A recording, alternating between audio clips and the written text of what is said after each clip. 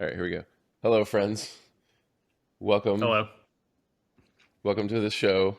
Today we're going to talk about Gampopa's Jewel Ornament of Liberation.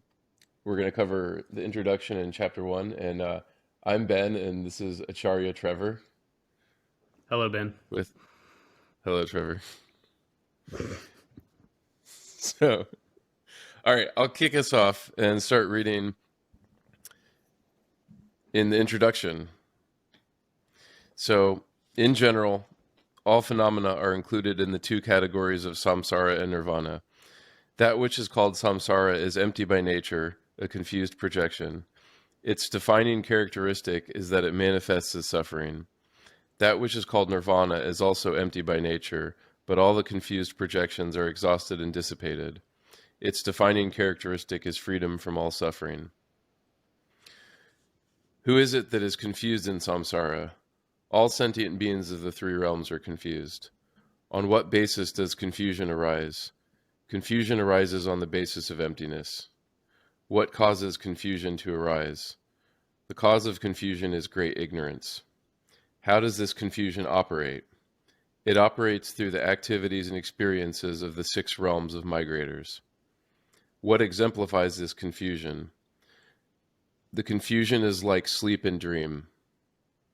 When did this confusion originate? This confusion originated in beginningless samsara. What is the error of this confusion? All experiences are suffering. When can this confusion be transformed into primordial wisdom? When one attains unsurpassable enlightenment. If you think that perhaps this confusion will disappear by itself, then understand that samsara is known to be endless. Understand that samsara is confusion. Understand how much suffering is there. Understand how long it endures. Understand that there is no self-liberation. Go ahead. You can do the next part. Man, it doesn't get better than that. Therefore, from today onward, you should make as much effort as possible to achieve unsurpassable enlightenment. What manner of things are needed in order to make this kind of effort? The summary. The primary cause, working basis, contributory cause, method, result, and activities. All discriminating beings should understand that these six comprise the general explanation of unsurpassable enlightenment. The primary cause of unsurpassable enlightenment, the person who is the working basis for the achievement of enlightenment, the contributory causes that encourage one in practice, the method of practice, the result that is accomplished, and the activities ensuing from accomplishment. These are the topics one should understand.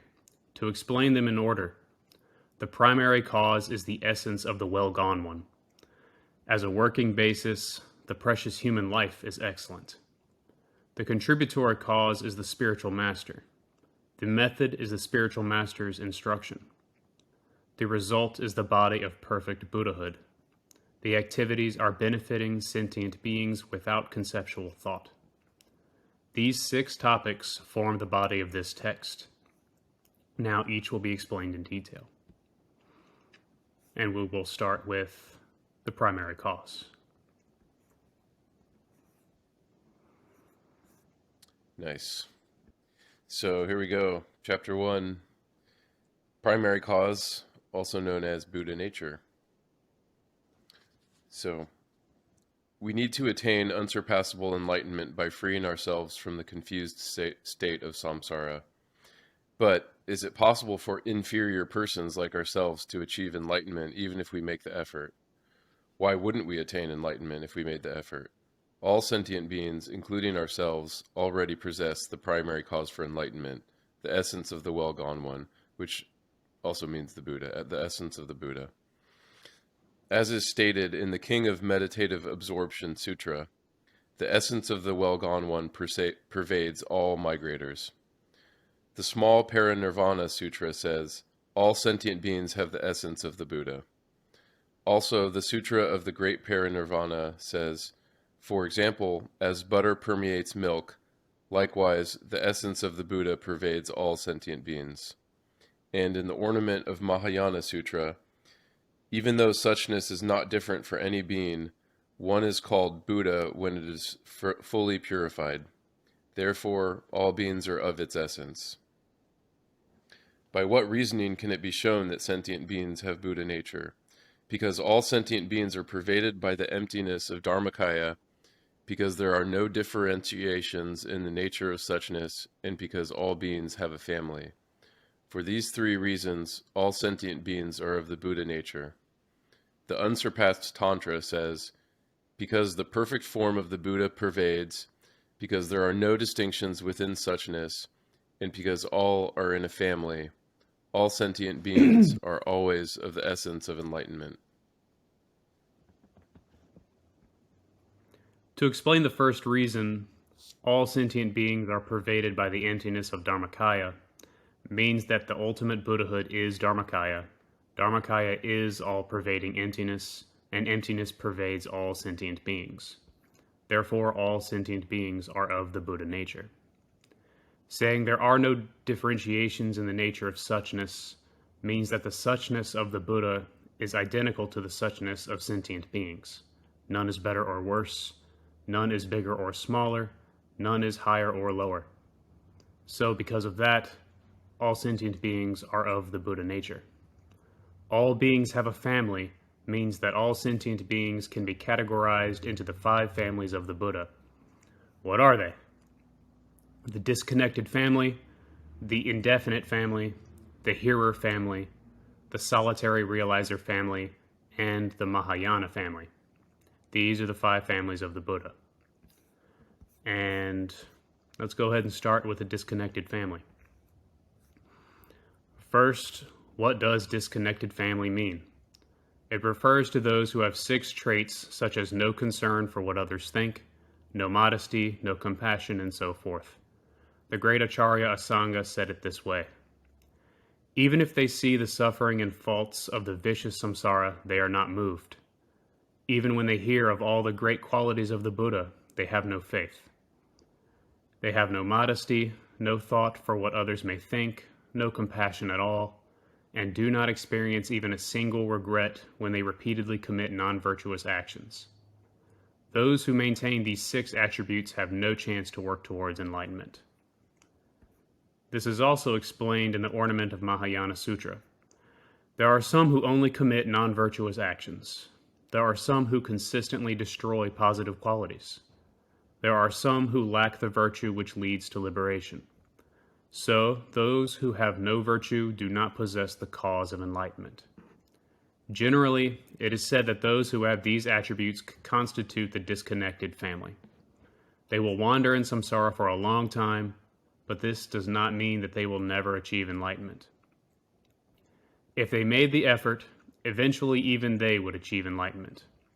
Buddha said in the White Lotus of Great Compassion Sutra, Ananda, if a sentient being who otherwise had no chance to achieve enlightenment would visualize the Buddha in space and offer a flower up to that image, the result would bring that being to nirvana. Eventually that person would achieve enlightenment, so for him, nirvana is attainable. So basically, to summarize, disconnected people, it means they're disconnected from the Dharma. They have no access to teachings or teachers because of their own karma. Yeah, complete lack of virtue or a lack of merit, so they can't even see or recognize the Dharma. So the next family, which is the indefinite family, and this is a real short chapter here about this family, but the nature of the indefinite family depends on contributory conditions. If they attend a hearer spiritual master, then those persons will awaken in the hearer family. They will study and follow that path and become part of the hearer family. Likewise, if those persons meet with a solitary realizer or a Mahayana master, then respectively they will become part of the solitary realizer or Mahayana family.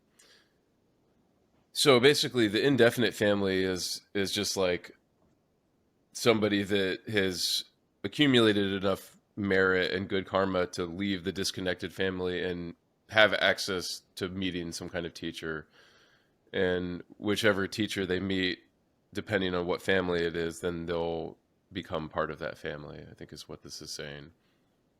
So it's sort of like the transition. So then the next family, the third family, is the hearer family. And this consists of those who fear samsara and yearn to achieve nirvana, but who have little compassion. It has been said, one who is afraid upon seeing the suffering of samsara and yearns to achieve nirvana, but has little interest in benefiting sentient beings. These three are the marks of the hearer family. And so it makes sense that would follow after. So you're in the disconnected family for, ages, and just suffering and going through the cycle, being reborn and all the, negative realms and hell realms and stuff like this. And eventually you're going to develop a fear of samsara and be like, wait a second, this shit sucks. How do I get out of this? Yeah, and I'm pretty sure it never ends. Well, it never ends unless you practice well, it does end, right? It ends when you decide that you don't want to do it anymore, and you start learning how karma works, right? Yeah, I suppose you learn what virtue is, or you come into contact with some, speck of merit somewhere, and you go, oh, this is better, or may lead to better than what I've been doing and experiencing. Yeah. Or maybe all it is that you have to learn is being fearful of samsara and yearning to achieve nirvana or peace. Yeah, yearning just And for then, goodness. yeah. So I'll go ahead and then onto the solitary realizer family, which frankly is very similar to the hearer family, but it includes those who possess the above three attributes, that being fear of samsara, yearning to achieve nirvana, but little compassion. And then in addition, they are arrogant, keep their master's identity secret, and prefer to stay in solitary places. And it's been said, fear at the thought of samsara, yearning for nirvana, little compassion, arrogance, secretive about their teachers, and enjoying solitude. A wise one should understand that these are the marks of the solitary realizer family. So, later in this chapter, Gampopa is going to say, similarly, sentient beings without courage are frightened when they hear about the Buddha's wisdom. They believe attaining Buddhahood is a great hardship and think, I have no ability to do this. There are other people who are not interested in entering the path, or who enter the path but turn back.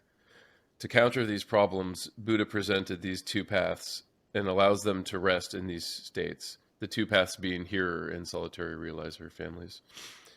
As said in the White Lotus of Sublime Dharma Sutra, likewise, all the hearers think that they achieved nirvana, but they have not achieved the final nirvana revealed by the Buddha. They are only resting. So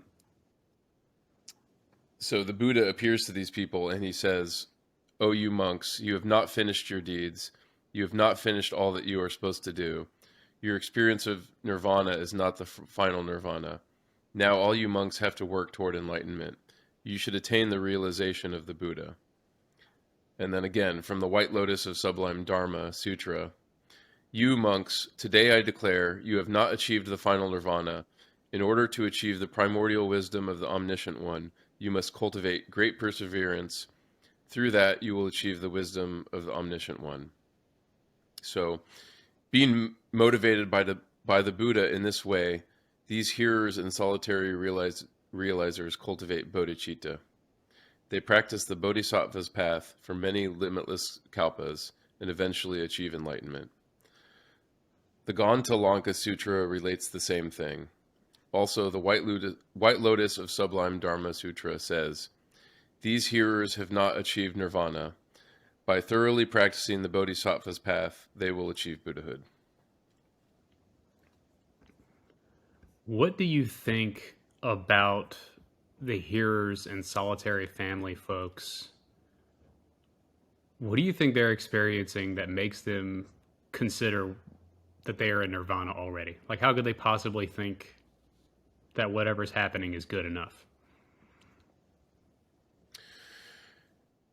I mean, it has to be little compassion,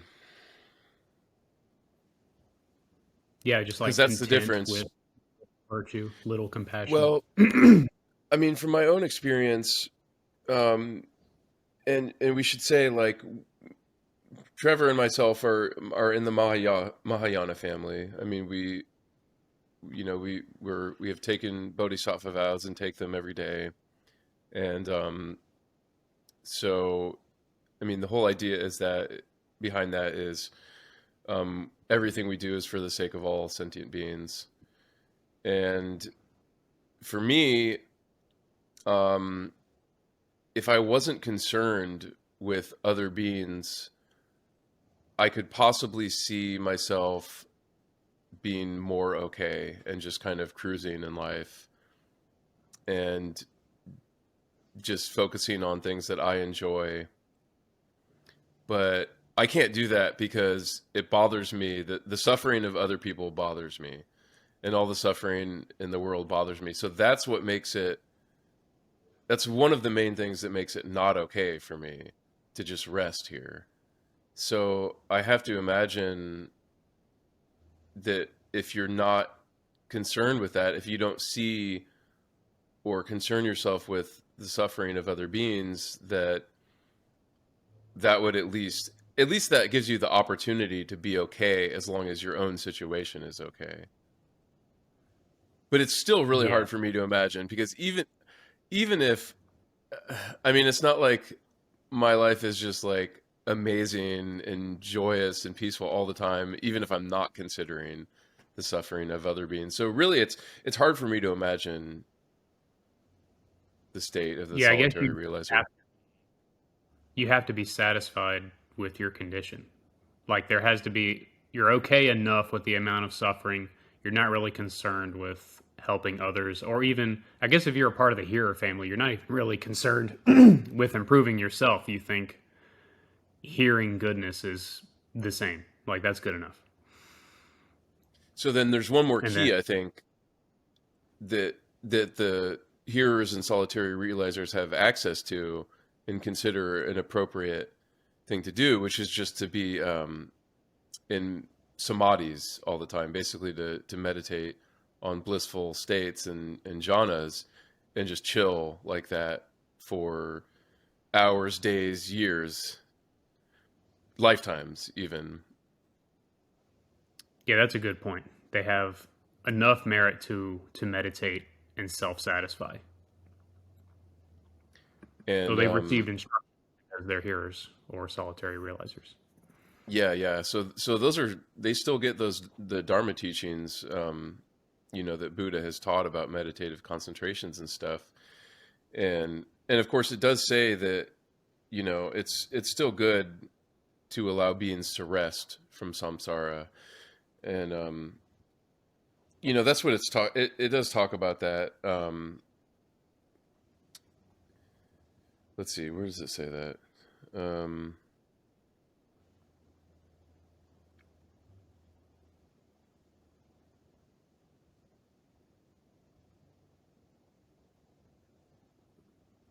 ah, when these hearers and solitary realizers are well rested in those states being the meditative concentrations, Buddha understands this and encourages them to attain Buddhahood. So there's nothing wrong with those families, or I mean, and it makes sense when, if you're coming from the disconnected family and you've had, thousands of lifetimes of suffering, basically it's like an island in the ocean to rest on, but then you do have to keep going. Yeah, that makes perfect sense. I And can pick it yeah, up at Vajrayana family. great. What kind of family is the Mahayana? The summary.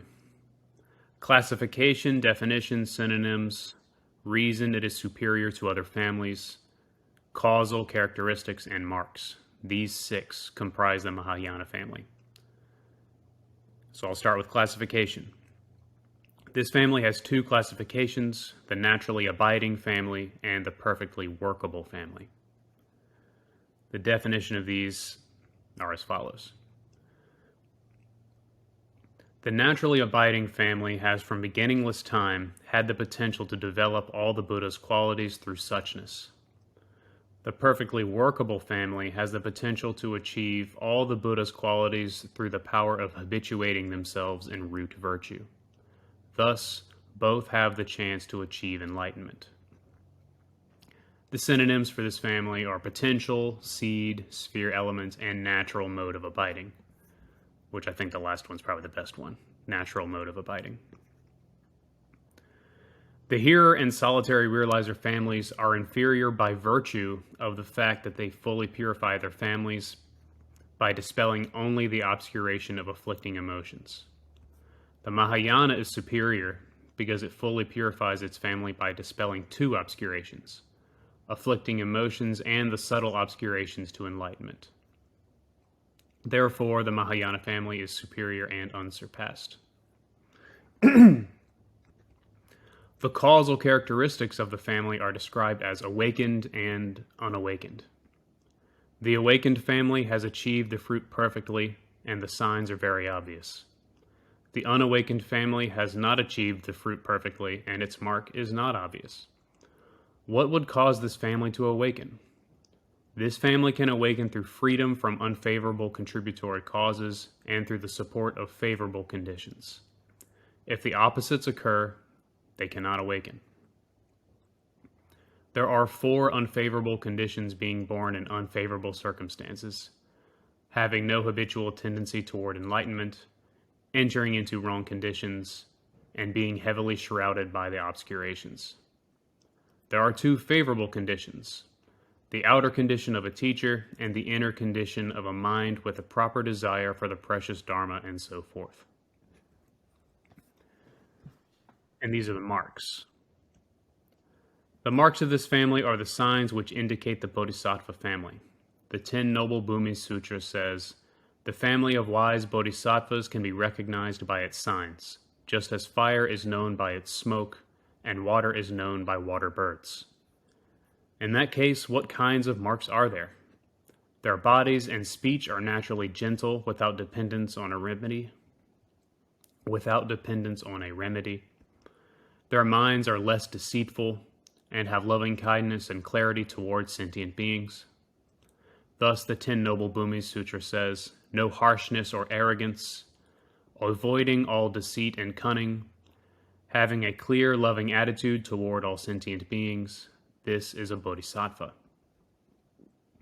In other words, in whatever preparatory actions a bodhisattva undertakes, he always cultivates compassion for all sentient beings, has a great inclination towards the Mahayana teachings, has no hesitation to endure hardships, and perfectly performs the root virtue of the perfections. Thus, the Ornament of Mahayana Sutra says, developing compassion at the preparation stage, devoted interest, patience, perfectly performing the virtues, these are the signs of the Mahayana family. Thus, of these 5 families, those who are the Mahayana family are very close to the cause of enlightenment. The hearer and solitary realizer families will eventually lead to Buddhahood, but the cause is farther away and will take a long time. In the indefinite family, some are close and some will take a long time. The disconnected family is known by Buddha to wander in samsara for a long time, but this does not mean that they absolutely will not attain Buddhahood. They can attain Buddhahood, but it will take a very long time. Therefore, since all sentient beings belong to one of these families, all sentient beings are of the Buddha nature. Thus, by the above 3 reasons, it has been demonstrated that all sentient beings have the Buddha nature. Furthermore, consider these examples: silver abiding in its ore, oil abiding in a mustard seed, and butter abiding in milk. From silver ore, we can produce silver. From mustard seed, we can produce oil. And from milk, we can produce butter. Likewise, sentient beings can become Buddhas. And that's our first chapter.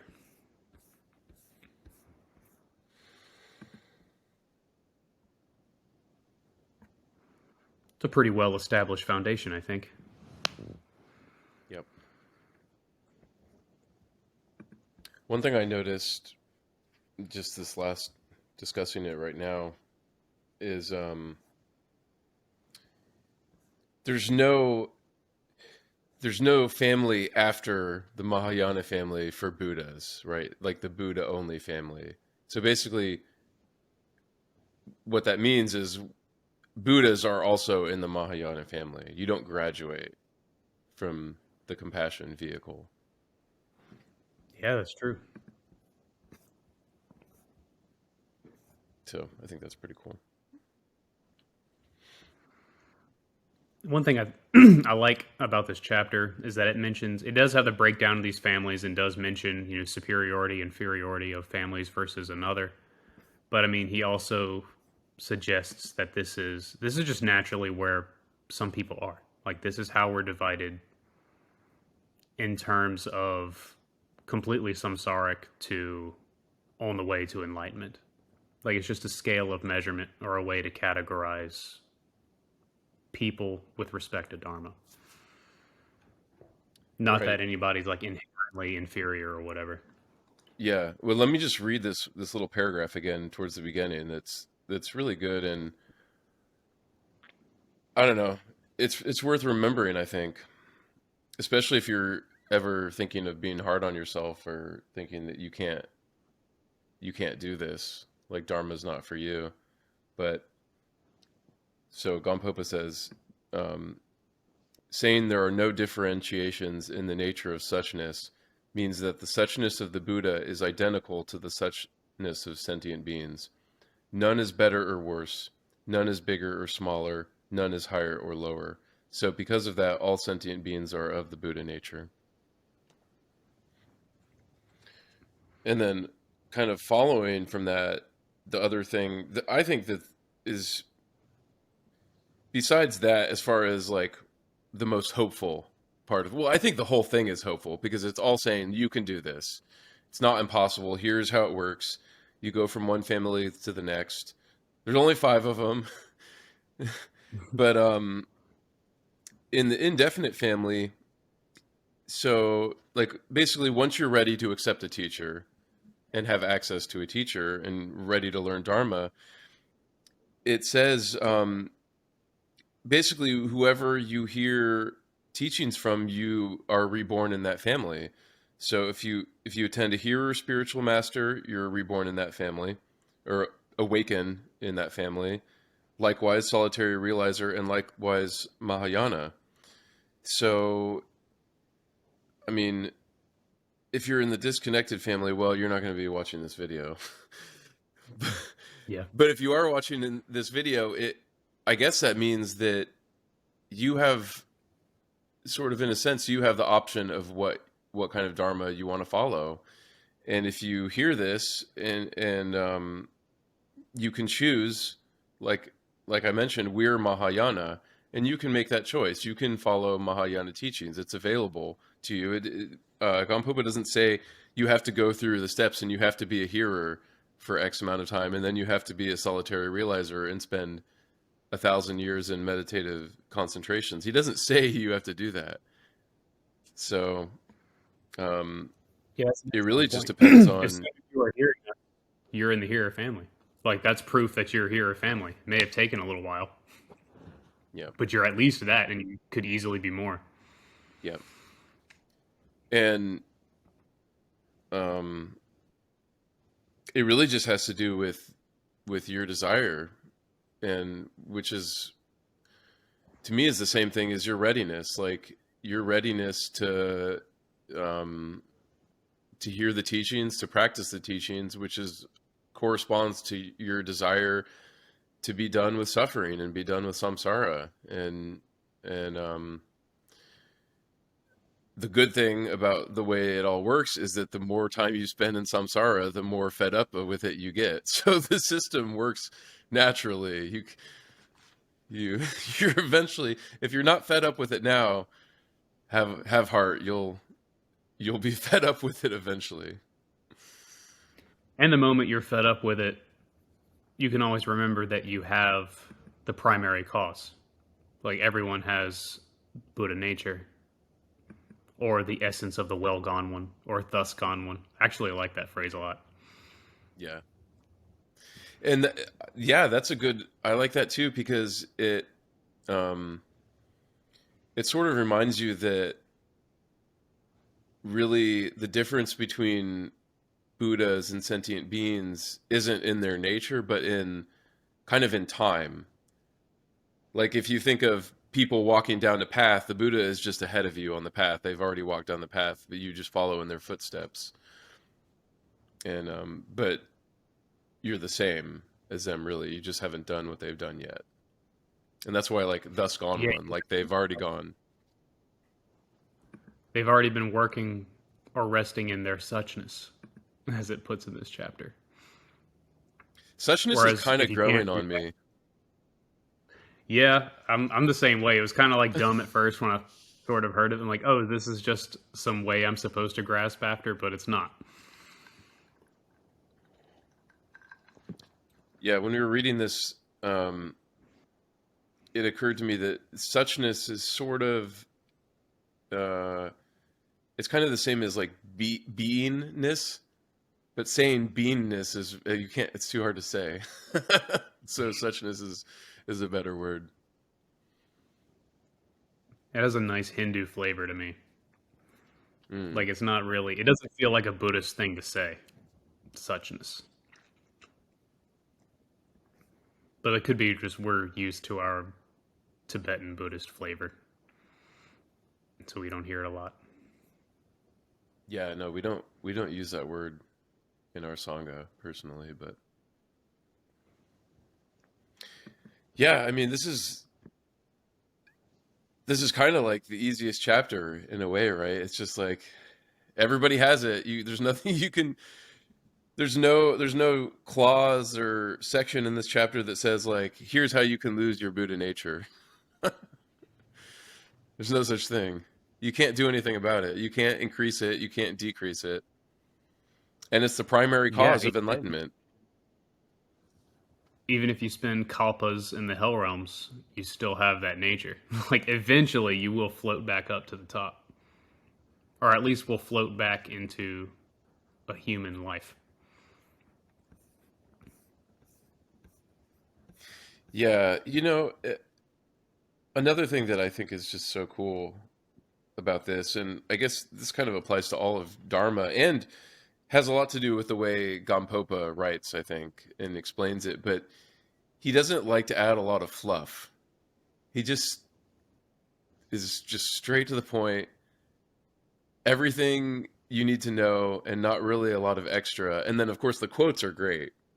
Like, if he wants to add extra, he just adds quotes that are all just reinforcing. But Yeah, I love it, though, because that style actually, at least for me, it gives me more confidence. Like, not hearing the fluff. It's like, with this information, it like the conclusion is natural, the enlightenment is possible, and here's how you do it. You don't need to have, because other teachers in that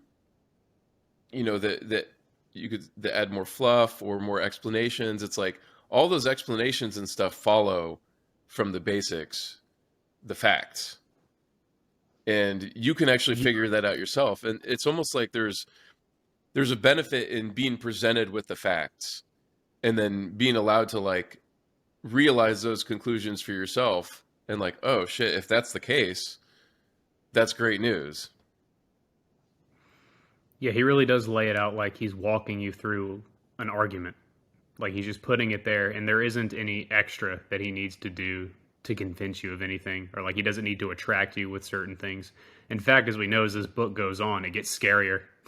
Like so, that could be his method of motivation in the future, but it's still put in a very logical fashion. Like you have no reason to doubt the things except that you personally haven't experienced it, but you can relate to it, and that's enough.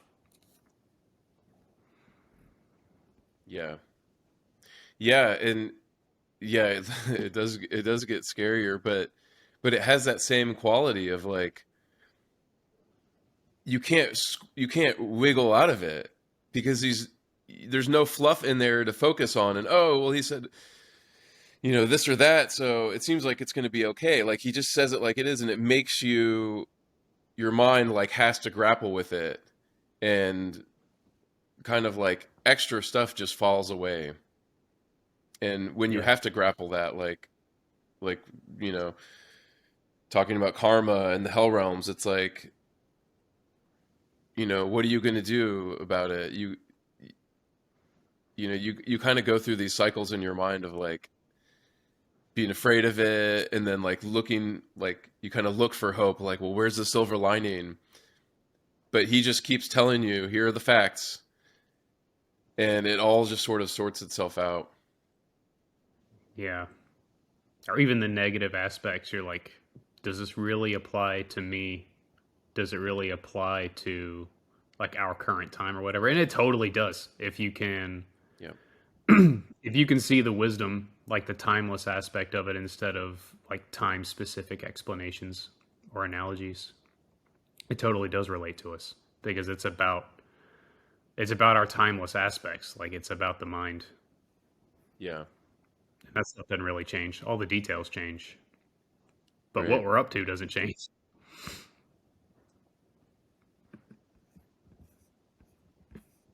Another thing that I think his style, for me at least, it kind of forces you to take responsibility. There's no outs.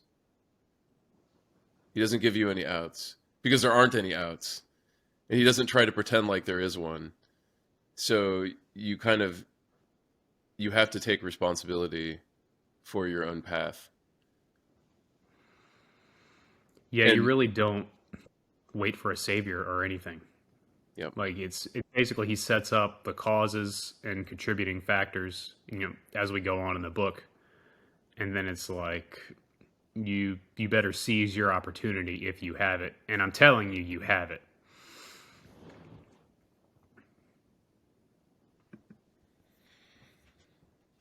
Well, I wish we had some questions to answer, actually. When we get this Yeah, video posted, maybe if people ask us questions, then we can come back and answer. Actually, that would be really cool to do that, to be able to come back and answer questions, because we once you read the chapter a few times and then discuss it, it's easy to say, well, that's self-explanatory and obvious. Now that I've had these teachings, it's like, what else is there to add to it? But yeah, for sure. any final thoughts then, Trevor? No, man. We'll Awesome. capture the working basis next time. Heck yeah. All right. Thanks everyone for joining us. Stay tuned for chapter 2. Peace.